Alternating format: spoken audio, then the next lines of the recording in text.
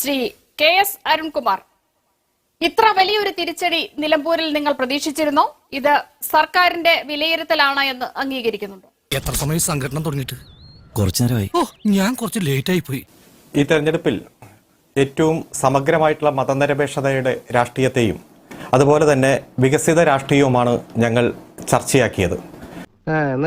പക്ഷേ ഞങ്ങൾ ഉദ്ദേശിച്ച ഒരു വിജയം നേടാൻ ഞങ്ങൾക്ക് കഴിഞ്ഞില്ലെങ്കിലും ഞങ്ങളുടെ വോട്ടിന്റെ അടിത്തറയിൽ ഒരു കുറവും സംഭവിച്ചിട്ടില്ല. നന്നായി തന്നെ ഈ LDF ഗവൺമെന്റിന്റെ നേട്ടങ്ങൾ ഞങ്ങൾ ജനങ്ങൾക്കിടയിൽ ചർച്ചയാക്കിയിരുന്നു. പവർ കട്ടും ലോഡ് ഷെഡിങ്ങും ഇല്ലാതെ വിദ്യാഭ്യാസ ആരോഗ്യ മേഖലയിലുള്ള പുരോഗതി, വികസന രംഗത്ത് വന്ന മാറ്റം, ഒരു വിജയത്തിലേക്ക് എത്താൻ കഴിയാത്തതിന്റെ കുറവ് സമഗ്രമായി പരിശോധിക്കും.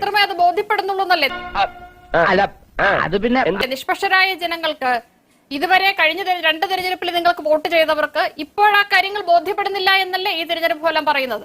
അങ്ങനെ പറയരുത്. പിന്നെ എങ്ങനെ പറയണം? അവിടെ M സ്വരാജ് പറഞ്ഞതുപോലെ തന്നെ ശരിയായ നിലപാട് എപ്പോഴും അംഗീകരിക്കപ്പെടണമെന്നില്ല. ഞങ്ങൾക്ക് അംഗീകരിക്കപ്പെടാതെ പോയ ഈ സാഹചര്യത്തിലും ശരിയായ നിലപാടുകളിൽ ഒരു മാറ്റമില്ല. കണ്ടോ ഇപ്പോഴും ഇവർക്ക് നേരം എടുത്തിട്ടില്ല. ഏറ്റവും മികച്ച സ്ഥാനാർത്ഥിയെ അദ്ദേഹത്തിന്റെ സ്വന്തം നാട്ടിലിറക്കി സിറ്റിംഗ് സീറ്റിൽ മത്സരിപ്പിച്ചിട്ട് ഇതാണ് അവസ്ഥയെങ്കിൽ മുമ്പോട്ടങ്ങോട്ടുള്ള LDFന്റെ ഭാവി എന്താവും? ഞങ്ങളെ സംബന്ധിച്ചിടത്തോളം ഏറ്റവും മികച്ച രാഷ്ട്രീയം തന്നെ വളരെ ചിട്ടയായിട്ട് ഈ തെരഞ്ഞെടുപ്പ് പ്രചരണത്തിന്റെ ഭാഗമായി ഉൾക്കൊള്ളിക്കാനും മുഴുവൻ വോട്ടർമാരിലേക്കും അത് എത്തിക്കാൻ കഴിഞ്ഞു.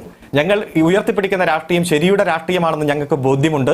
അത് വികസനത്തിന്റെ രാഷ്ട്രീയമാണ്. അത് ആഗോളവൽക്കരണ നയങ്ങൾക്കുള്ള ബദലാണ്. പിന്നെ നമ്മളെ സംബന്ധിച്ചിടത്തോളം ഏറ്റവും മികച്ച സ്ഥാനാർത്ഥി തന്നെയാണ് M സ്വരാജ്. ഒരു ഘട്ടത്തിൽ പോലും, ഒരു ഉറുമ്പ് വലിപ്പത്തിൽ പോലും പുറകോട്ട് പോകേണ്ടി വരുന്ന സാഹചര്യം ഇല്ലാത്ത ഒരു ഏക നേതാവെന്ന് വിശേഷിപ്പിക്കപ്പെടാം. അത്തരത്തിൽ ഉള്ള ഒരു പൊളിറ്റിക്കൽ ലീഡറാണ് സഖാവ് M സ്വരാജ്.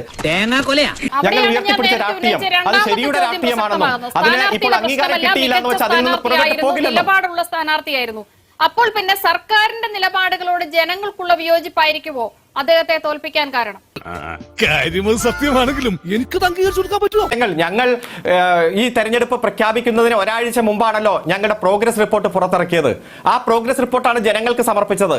900 കാര്യങ്ങൾ ജനങ്ങൾക്ക് മുന്നിൽ അവതരിപ്പിച്ച് അതിന്റെ ഭാഗമായി ഞങ്ങൾ ചെയ്ത കാര്യങ്ങൾ സജീവമായി ചർച്ചയായിട്ടുണ്ട്. 2024 ലോക്സഭാ തെരഞ്ഞെടുപ്പിൽ സാക്ഷാൽ രാഹുൽ ഗാന്ധി വന്ന് മത്സരിക്കുമ്പോൾ UDFന് കിട്ടിയ വോട്ട് ഈ മണ്ഡലത്തിൽ 99,325 വോട്ടാണ്. ആ തെരഞ്ഞെടുപ്പിൽ കിട്ടിയ വോട്ടിനേക്കാൾ ഇവർക്ക് കുറഞ്ഞത് 21,588 വോട്ടാണ്.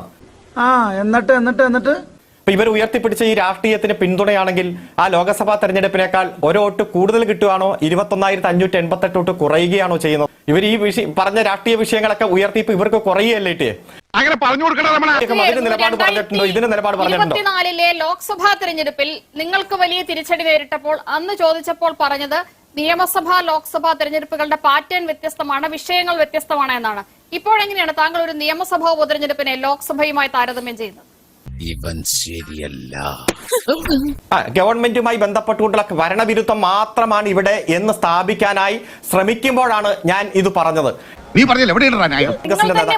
അതിൽ നിലപാടുണ്ടോ? ഇതിൽ നിലപാടുണ്ടോ? ലോക്സഭയുടെ പാറ്റേൺ ഒന്ന്, നിയമസഭയുടെ പാറ്റേൺ ഒന്ന്.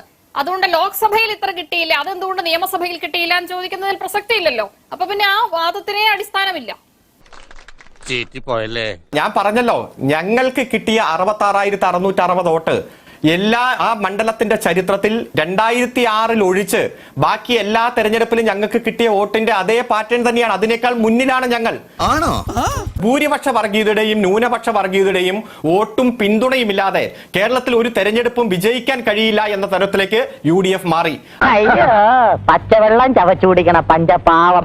താൽക്കാലിക വിജയത്തിന് വേണ്ടി ഇവർ വർഗീയതയുടെ വോട്ട് പിടിച്ചോട്ടെ, മതരാഷ്ട്രവാദികളുടെ വോട്ട് പിടിച്ചോട്ടെ, അതെല്ലാം കേരളത്തിന്റെ ഭാവിയിൽ നമുക്ക് കാണാൻ കഴിയും. കോൺഫിഡൻസ് ആ നിലപാട് ശരിയാണെന്ന് ജനങ്ങളെ ബോധ്യപ്പെടുത്താൻ ശ്രമിക്കും. ശേഷം പറഞ്ഞത് ശ്രീ രാഹുൽ മാങ്കൂട്ടത്തിൽ ഭരണവിരുദ്ധ വികാരം ഉണ്ട് എന്ന് പറയാൻ കഴിയില്ല, എല്ലാ നിലപാടുകളും എപ്പോഴും അംഗീകരിക്കപ്പെട്ടുകൊള്ളണമെന്നില്ല. രണ്ടാമതൊരു ആരോപണവും കൂടി ഉണ്ട് ശ്രീ രാഹുൽ, വർഗീയതയെ കൂട്ടുപിടിച്ച് നിങ്ങൾ നേടിയ വിജയമാണ് എന്ന് CPM ആക്ഷേപിക്കുന്നുണ്ട്. പിന്നെ തുടങ്ങിയേക്കാം. അതിലേക്ക് കടക്കുന്നതിന് മുമ്പ് ശ്രീമതി നിഷ, ഞാനിവിടെ ആ ഇടതുപക്ഷത്തിന്റെ പ്രതിനിധിയായി പങ്കെടുക്കുന്ന ആളുടെ ചർച്ച ഇങ്ങനെ കേട്ടുകൊണ്ടിരിക്കുകയായിരുന്നു. അപ്പൊ ഞാൻ ആകെ കൺഫ്യൂസ്ഡായി. അദ്ദേഹം പറഞ്ഞത് കേട്ട് കഴിഞ്ഞപ്പോൾ സ്വരാജാണ് ജയിച്ചത്, ആര്യൻ ഷൗക്കത്ത് പരാജയപ്പെട്ടു എന്നാണ് അദ്ദേഹം പറഞ്ഞു നിർത്തിയെടുത്തതെന്ന് ഞാൻ മനസ്സിലാക്കേണ്ടത്. ഏറ്റവും മിനിമം നമ്മളൊരു തെരഞ്ഞെടുപ്പിൽ മത്സരിച്ച് പരാജയപ്പെട്ടാൽ അത് പരാജയപ്പെട്ടു, ജനങ്ങൾ ഞങ്ങളെ തോൽപ്പിച്ചു എന്ന് തന്നെ പറയാതെ അവിടെ 300 വോട്ട് കൂടി, ഇവിടെ 400 വോട്ട് കൂടി, ആ മറ്റേതിനേക്കാൾ ആ 15 വോട്ട് അങ്ങോട്ട് പോയില്ലേ, ഇവിടുത്തെ 22 വോട്ട് ഇങ്ങോട്ട് വന്നില്ലേ. അപ്പോൾ ഞാൻ ചോദിക്കുന്നത്, അപ്പോൾ ഇപ്പോൾ സത്യപ്രതിജ്ഞ ചെയ്യാൻ പോകുന്നത് ശ്രീ എം സ്വരാജ് ആണോ? എനിക്ക് അറിയാൻ പാടില്ലാത്തത് കൊണ്ട് ചോദിക്കുകയാണ്. ഇത് വടി കൊടുത്ത് അടി വാങ്ങുന്ന പരിപാടിയാണല്ലോ ബാബു. UDF വളരെ നിർബന്ധമുണ്ടായിരുന്നു CPM ഒഴിഞ്ഞു മാറാൻ കഴിയാത്ത ഉത്തരവാദിത്തപ്പെട്ട ആരെങ്കിലും തന്നെ സ്ഥാനാർത്ഥിയാകണം. തൃക്കാക്കരയിൽ CPM മത്സരിച്ചില്ല, പകരം സ്വതന്ത്രനെ മത്സരിച്ചു. പരാജയപ്പെട്ടപ്പോൾ ഒരു ഉളുപ്പുമില്ലാതെ ഈ ചങ്ങാതിമാർ വന്നിരുന്നു പറഞ്ഞത് അവിടെ സ്വതന്ത്രനെ നിർത്തിയത് കൊണ്ട് തോറ്റുപോയി എന്നാണ്. പാലക്കാട് ഇതിനേക്കാൾ വലിയ കോലാഹലം ഉണ്ടാക്കി.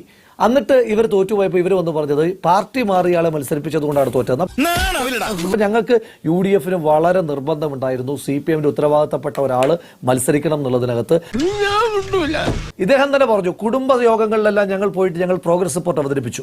അപ്പോൾ PR ഏജൻസികളെ കൊണ്ട് നിങ്ങൾ തയ്യാറാക്കിയ പ്രോഗ്രസ് റിപ്പോർട്ട് നിലമ്പൂരിലെ നിങ്ങളുടെ സിറ്റിംഗ് മണ്ഡലത്തിലെ ജനത തോട്ടിലേക്ക് വലിച്ചെറിഞ്ഞു. ഇങ്ങനെ പോയാൽ സംഗതി കുഴയും. ഇത് തന്നെ ഞങ്ങളും പറയുന്നുള്ളൂ, നിങ്ങളുടെ പ്രോഗ്രസ് റിപ്പോർട്ടുകൾ ഫേക്ക് ആണ്. സ്വാഭാവികം. പിന്നെ ഇവിടെ ശ്രീ എം സ്വരാജ് എന്ന് പറയുന്ന സ്ഥാനാർത്ഥി അതുപോലെ ഇവരൊക്കെ പറയുന്നു എല്ലാ നിലപാടുകളും ജയിക്കണം എന്നില്ലെന്ന്. പിന്നെ എന്തിനാ മത്സരിക്കാൻ പോയെ? നിങ്ങൾ ജയിച്ചാൽ മാത്രമാണ് നിലപാട്. നിങ്ങൾ ആരാണ് ഈ നിലപാട്? ഇപ്പൊ ഇവിടെ പറയുന്നു ഇവിടുത്തെ സ്ഥാനാർത്ഥിയുടെ നിലപാടിനെ പറ്റി. എന്ത് നിലപാടാണ്? പാർട്ടിക്കൊപ്പമുള്ള നിലപാടല്ലാതെ ഏത് നിലപാടാണ് പറഞ്ഞത്? ഒന്ന് പറഞ്ഞു തന്നേ. ഇവിടെ ആശാസമരം നടക്കുന്നു. കുറേയേറെ സ്ത്രീകൾ പൊരുവെയിലെത്തും പെരുമഴയത്തും ഇവിടെ സമരമിരിക്കുന്നു. ആ സമരത്തെ പറ്റിയിട്ട് കമ എന്നൊരു അക്ഷരം ഈ പറയുന്ന നിലപാടുള്ള സ്ഥാനാർത്ഥി പറഞ്ഞ് ഞാൻ കേട്ടിട്ടില്ല. മലപ്പുറം ജില്ലയിൽ ആദ്യം VS പറഞ്ഞു അവിടുത്തെ കുട്ടികൾ പരീക്ഷയ്ക്ക് പാസ്സാകുമ്പോൾ കോപ്പി അടിച്ച് ജയിച്ചാണെന്ന് പറഞ്ഞു. ആ ജില്ലക്കാരൻ കൂടിയായ നിലപാടിന്റെ രാജകുമാരൻ കമ എന്നൊരു അക്ഷരം മിണ്ടിയിട്ടുണ്ടോ? അവര് ജില്ലയെ സ്വർണ്ണക്കടത്തുകാരെന്ന് പറഞ്ഞ് ആക്ഷേപിച്ചു. മുഖ്യമന്ത്രി കേരളത്തിൽ ഏറ്റവും അറിയപ്പെടുന്ന സ്വർണ്ണക്കടത്ത് കേസിനകത്ത് പ്രതിയായ സ്വപ്ന സുരേഷ് മലപ്പുറം ജില്ലക്കാരിയാണോ? ജയിലിൽ കിടന്ന ശിവശങ്കരൻ മലപ്പുറം ജില്ലക്കാരനാണോ? എന്നിട്ടും ആ ജില്ലയെ ആക്ഷേപിച്ചു. അന്നേരം ഈ നിലപാടിന്റെ രാജകുമാരൻ കമ എന്നൊരു അക്ഷരം മിണ്ടിയോ? എണീറ്റ് വരണ്ടേയിരുന്നു. TP ചന്ദ്രശേഖരനെ കൊന്നു. കമ എന്നൊരു അക്ഷരം ഈ നിലപാടിന്റെ രാജകുമാരൻ മിണ്ടിയിട്ടുണ്ടോ? ജിഷ്ണു പ്രണോയ് കൊല്ലപ്പെട്ടു. മുഖ്യമന്ത്രി തിരിഞ്ഞു നോക്കിയില്ല കുടുംബത്തെ. ഈ നിലപാടിന്റെ രാജകുമാരൻ കമ എന്നൊരു അക്ഷരം മിണ്ടിയിട്ടുണ്ടോ? നിങ്ങളുടെ സിറ്റിംഗ് മണ്ഡലത്തിൽ ജനങ്ങൾ നിങ്ങളെ തോൽപ്പിച്ചു. അത് നിങ്ങൾ ആദ്യം അംഗീകരിച്ചതിന് ശേഷം ബാക്കി പറ. അതല്ലാതെ ഏത് വിഷയത്തിനകത്താണ് നിങ്ങളുടെ ഈ നിലപാടിന്റെ രാജകുമാരൻ പാർട്ടിക്ക് അതീതമായ ഒരു നിലപാട് പറഞ്ഞതാ? പാർട്ടി തെറ്റിയുമ്പോൾ ചൂണ്ടിക്കാണിച്ചിട്ടുണ്ടോ? എപ്പോഴേലും ഏതെങ്കിലും ഒരു വിഷയത്തിൽ ചൂണ്ടിക്കാണിച്ചിട്ടുണ്ടോ? എന്താ ഉറക്കം വരുന്നു. അപ്പൊ പാർട്ടിയോടൊപ്പം നിൽക്കുന്ന നിലപാട് അത് ഈ നാട്ടിൽ എല്ലാവരും എടുക്കുന്നതാ. അതല്ലാതെ അതെന്തോ ഒരു വലിയ ഘോഷിക്കേണ്ടതെന്നോ ആഘോഷിക്കപ്പെടേണ്ടതായിട്ടുള്ള കാര്യമൊന്നുമില്ല. ഇനി അദ്ദേഹം ഇവിടെ പറയുകയാണ് ഇവിടെ SDPയുടെ വോട്ട് കുറഞ്ഞു. എന്റെ പൊന്നു സഹോദരൻ, SDPയുടെയും RSSന്റെയും CPMന്റെയും ഒക്കെ വോട്ട് കുറച്ച് ജയിക്കുക എന്നുള്ളതാണ് ഞങ്ങളുടെ പണി. അതല്ലാതെ CPMന് വോട്ട് കൂടുതൽ പിടിച്ചു തരികയും SDPക്ക് കൂടുതൽ വോട്ട് പിടിച്ചു തരികയും RSSന് കൂടുതൽ വോട്ട് പിടിച്ചു തരികയും ചെയ്യുന്നത് ഞങ്ങളുടെ പണിയല്ല. അത് വേണമെങ്കിൽ നിങ്ങൾ ചെയ്തോണം. ഞങ്ങൾ നിലമ്പൂരിന്റെ ജനങ്ങളോടാണ് വോട്ട് ചോദിച്ചത്. അതല്ലാതെ നിങ്ങളുടെ ഒരു ജില്ലാ സെക്രട്ടറി മെമ്പർ പറഞ്ഞല്ലോ ശ്രീ സ്വരാജിന് ജയിക്കണമെങ്കിൽ സുഡാപ്പികളുടെ വോട്ട് വേണം. അദ്ദേഹത്തിന്റെ ഭാഷയാണ്. RSSകാരന് സംഘികളുടെ വോട്ട് വേണം, എല്ലാവരുടെയും വോട്ട് വേണം എന്ന് നിങ്ങളുടെ ഒരു ജില്ലാ സെക്രട്ടറി മെമ്പർ പ്രസംഗിച്ചതുപോലെ ഞങ്ങൾ പറഞ്ഞിട്ടില്ല. ഇതൊരു നടക്ക് പോണ മാതിരില്ല. ജമാഅത്തെ ഇസ്ലാമിയാണോ നിങ്ങളുടെ പ്രശ്നം? ഈ നിലമ്പൂർ നിൽക്കുന്ന മലപ്പുറം ജില്ലയിൽ 22 പഞ്ചായത്തിൽ വെൽഫെയർ പാർട്ടി, ജമാഅത്തെ ഇസ്ലാമി നേതൃത്വം കൊടുക്കുന്ന വെൽഫെയർ പാർട്ടി നിങ്ങളും തമ്മിൽ തെരഞ്ഞെടുപ്പ് സഖ്യം ഉണ്ടായിരുന്നു 22 പഞ്ചായത്തിൽ. ഇറങ്ങി ഓടാന്ന് വെച്ച വഴിയും പരിചയമില്ല. എന്നിട്ട് വന്നിട്ട് നിങ്ങൾക്ക് പിന്തുണ പിൻവലിച്ചതിന് ശേഷം ജമാഅത്തെ ഇസ്ലാമി വർഗീയവാദികൾ, നിങ്ങൾക്ക് അങ്ങോട്ട് പിന്തുണ പ്രഖ്യാപിച്ച എല്ലാം വിശുദ്ധർ. ആ പരിപാടിയൊന്നും ജനങ്ങളുടെ മുന്നിൽ ചെലവാകാത്തതുകൊണ്ടാണ് ജനങ്ങൾ മുഖമടച്ച് നിങ്ങൾക്ക് ശിക്ഷ തന്നിരിക്കുന്നത്. നിങ്ങൾ പറയുകയാണ് PDP നിങ്ങളുടെ ഒരു SFIക്കാരനായ നേതാവിനെ കൊന്ന പ്രസ്ഥാനമാണ് PDP. ആ PDPയെ നിങ്ങളുടെ മുന്നണിയുടെ ഭാഗമായിട്ട് നിർത്തിയിട്ട് നിങ്ങൾക്കൊപ്പം നിന്ന് വോട്ട് പിടിച്ചതിന് ശേഷമാണ് നിങ്ങൾ ഈ നാട്ടിലിറങ്ങിയിട്ട് മതേതരത്വം പ്രസംഗിച്ചുകൊണ്ടിരിക്കുന്നത്. ചില്ലറ ഉളുപ്പൊക്കെ വേണ്ടേ? ഇനി ഇവിടെ നിന്ന് അഴിവണ്ടാവാ, നമുക്ക് അങ്ങോട്ട് മാറിയിക്കാം. തൽക്കാലം ഇത്രയും മതി. വരട്ടെ.